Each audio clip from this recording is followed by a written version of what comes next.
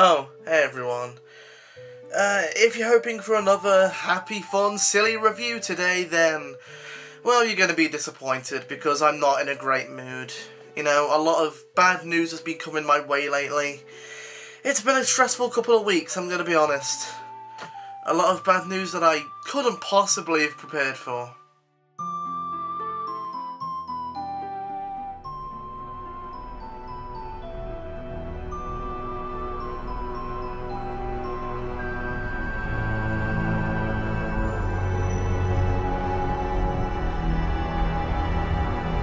BioShock Studio Irrational Games closing its doors? Wait, what? No! What the hell? What? No! Yeah, like I was saying, a lot of surprising news. But either way, I guess I shouldn't bring my bad mood onto my videos. I guess you guys don't really want to see me being all mopey and grumpy in front of a camera. So let's just talk about what this video is about and get on with the review. Let's talk about Donkey Kong.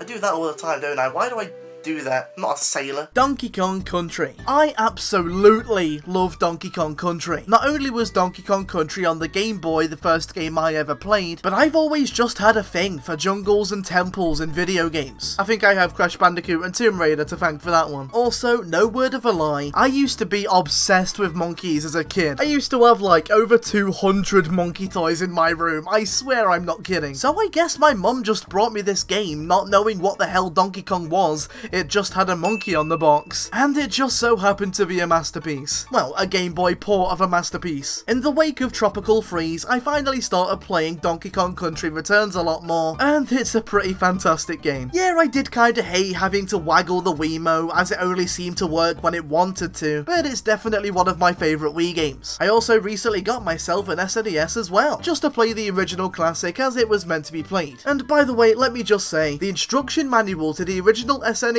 game is truly a masterpiece in and of itself. Oh well, hey, that's pretty cool. They laid out the story like a novelization. That's pretty awesome. Wait, what's this? You're only reading this because you're bored. You know me more than I know myself, Cranky. I've never seen so much rubbish. A good game shouldn't require any explanation. In my day, we didn't have all this newfangled gameplay like in Donkey Kong Country. You gameplays today are spoiled by all the pretty pictures and stereo sound, when all you really need is great gameplay. More relevant now than it's ever been. And needless to say, I am incredibly looking forward to this game. I've heard a lot of people give it crap because it's not Metroid, which I think is ridiculous. I mean, it's perfectly understandable if you prefer Metroid to DK, that's fine. But I mean, didn't they make like 4 Metroid Prime games in a row? If there's anything that's lacking in the gaming industry nowadays, it's this stupid face. We have enough Metroid for now. Give us more 2D DK. 2DK. You know, even if this game turns out to be awful, which is really unlikely because it's Retro Studios and they always make good games, but just on the off chance that this game turns out to be a complete disappointment, the cover of this game alone already has 2 awesome things going for it. One, I just really love how many things are going off on screen at once. I keep saying screen, it's not a screen, it's a cover. It's the kind of cover that makes you want to play the game every time you look at it, unlike games like Clonoa 2, for example. Oh, and the other thing? The title of the game makes me really thirsty every time I say it. So, I mean, that's a thing, I suppose. Well, anyway, without further ado, let's get into Donkey Kong Country Tropical Freeze. Yep, now I really want a fruit smoothie. The story of Tropical Freeze is that of a Saturday morning cartoon. Donkey Kong and the gang are enjoying what looks to be DK's birthday, when a bunch of penguins and walruses, walrus? I don't know, ruin everything and claim ownership of DK Island. It's comically similar to New Super Mario Bros. U. Oh no, they're being blasted out of the sky into a different area and they have to spend the entire game making their journey home. Oh no! What a way to spend your birthday. Seeing this cutscene made me realise that, well, why the hell does DK not have his own TV show? That'd be awesome! Yo! Oh, DK! Hello in there!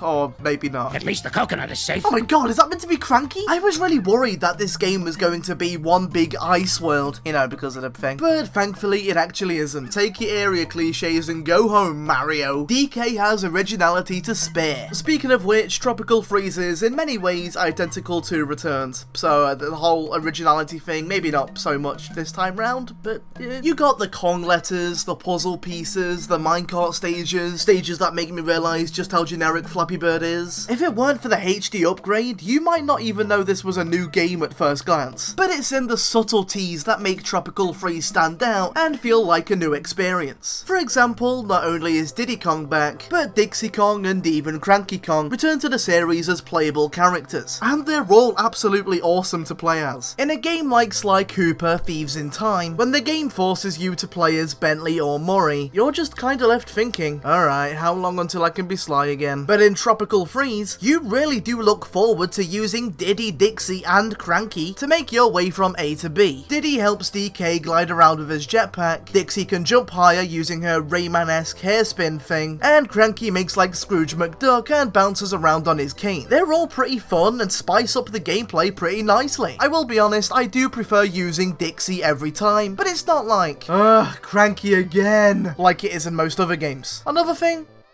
this game is beautiful. Probably no surprise with it being on the Wii U, but my god, look at this!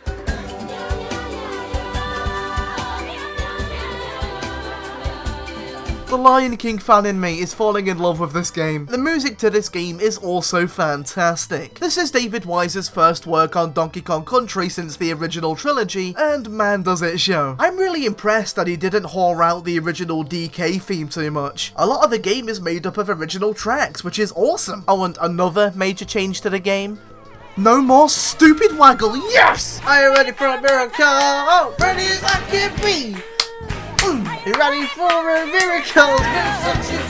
I'm ready. Yeah, there's no more waggle, ladies and gentlemen. And like I said before, that's really the only major changes. Well, I make it sound kinda bad when I put it that way, but honestly, Returns was pretty much flawless as it is. Even by World 1 Level 3, I was starting to notice some difficulty, and I died like 4 or 5 times in a row, which I love. I mean, I don't love dying, obviously, but I love the challenge is what I'm trying to say. It's great that Retro still maintains the classic DK difficulty that made the original game so great. Finding each Kong letter can be pretty tough, but holy crap, those puzzle pieces, how the hell do they hide so many in each level? I get to the end of the level thinking, yeah, I must have gotten everything there, I'm awesome at this game.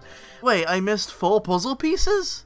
But I double checked everywhere. Then again, I'll take any excuse to play every level 17 times over. But as awesomely difficult and difficultly awesome as Tropical Freeze is, I have one complaint. You can't swap out Kongs. Whenever I play the original SNES game, you can bet that I play as Diddy every time. He's just way more fast, agile, and gets things done. I mean, I like DK, but he's kind of slow and bumbly. I don't know if bumbly's a word, but he's bumbly. Kinda would have liked to play as the other guys every now and again. I was originally going to complain about the total lack of gamepad support. I mean, look at this. No menu, no logo, no nothing at all. But actually, I kinda love it. I love that Retro didn't force a gimmick they deemed unnecessary to the game. It's a nice reminder from Nintendo that the gamepad is to the Wii U like 3D is to the 3DS. It isn't a requirement to enjoy the game, but it's there. If you don't have a great way to implement it into your game, then you don't have to implement it at all. Just let your game be a game and let it speak for itself without forcing a gimmick onto it. Of course, you can still use it for off-TV play, but thank God Nintendo didn't make them replace the waggle with rubbing your finger on the screen or something. Donkey Kong Country Tropical Freeze is awesome. And I know I say awesome a lot, but trust me, it's justified this time,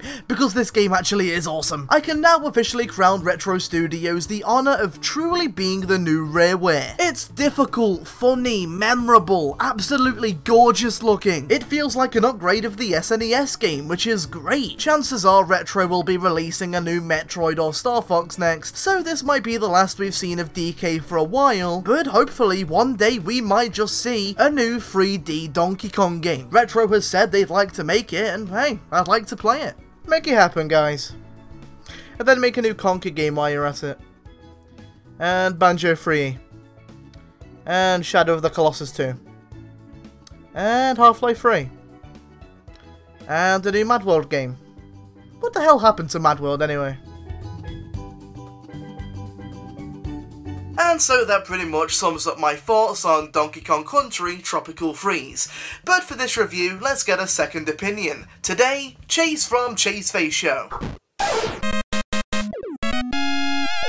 I'm right there with you, Kane. From the music to the visuals to the gameplay, everything is pretty much amazing.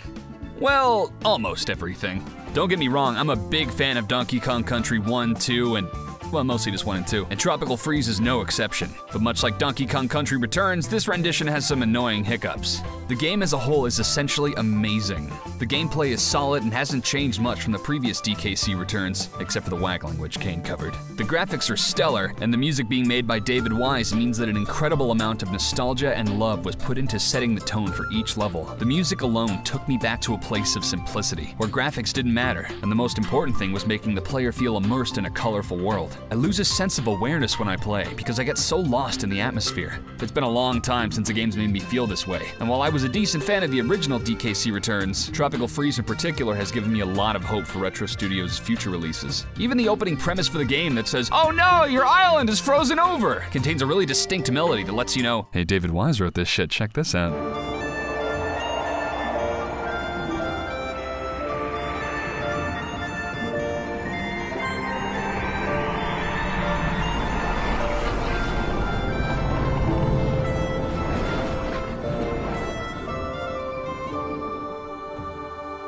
That being said, the game isn't without its flaws. I was never a big fan of the puzzle pieces in the previous game, and in this installation, they keep trying to convince the player that it's fun to collect them. The Kong letters, the balloons, the banana coins, those are all relevant to the game. They increase your chances of success, be it through extra lives or being able to buy power-ups. The puzzle pieces only have intrinsic value. If you're an artist and you want to appreciate the beautifully hand-drawn art, or if you cherish the detail in the 3D models, great! But those hidden area mini-games where you have to collect all the bananas before the timer runs out, each and every time rewards you with a puzzle piece. I get that they're likely trying to extend the shelf life of the game and discourage you from trading it back in as soon as you beat it, but it's a little transparent and I didn't feel like there was any real benefit since, as Kane mentioned, the pieces are hidden too well sometimes, and I don't feel like looking up a walkthrough to find them. My other complaint is that they definitely made the game kind of easy. I'm not kidding when I say I've never gotten below 95 lives, and then I'm right back up to 99 again one level later when the game hurls bananas at you. Luckily, this is all remedied with the inclusion of Hard Mode, which removes checkpoints, limits you to one-player mode only, bans the use of items, and you only have one heart before you get a game over. But I'm not a masochist, so I won't be completing the game on Hard Mode anytime soon.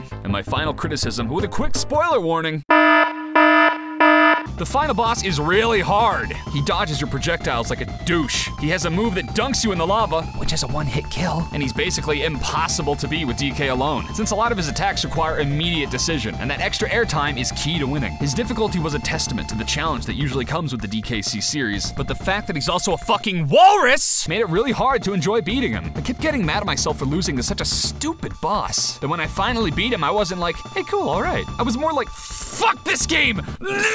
And I never wanted to touch it again. And like I said earlier, they give you a reason to keep playing, just like in DKC Returns. Because when you're all done, they go, oh look, a shiny relic. If you collect all of them, you'll unlock secret levels. You get the relics by collecting all 4 Kong letters in every stage of every world. And while that's much more enticing than collecting puzzle pieces, I've definitely had my fill of this game to keep going back and replaying earlier levels. However, if you can ignore some of the slightly off-putting qualities of this game and focus on how beautifully crafted and imaginative the environments are, then you'll absolutely enjoy the time spent playing Donkey Kong Country Tropical Freeze.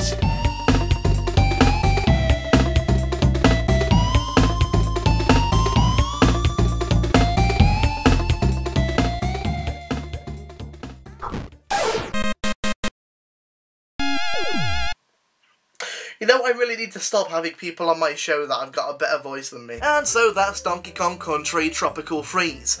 I'm not really sure what I can say about this game that I haven't already in this review, so yeah, go buy it. It's awesome. One of my favourite Wii U games now. Might just be one of my favourite games of 2014. It's a bit premature to make that claim, but it's looking good. What does that mean? One thing I can say though is that this game is great at relieving post-traumatic stress. It almost makes me completely forget about...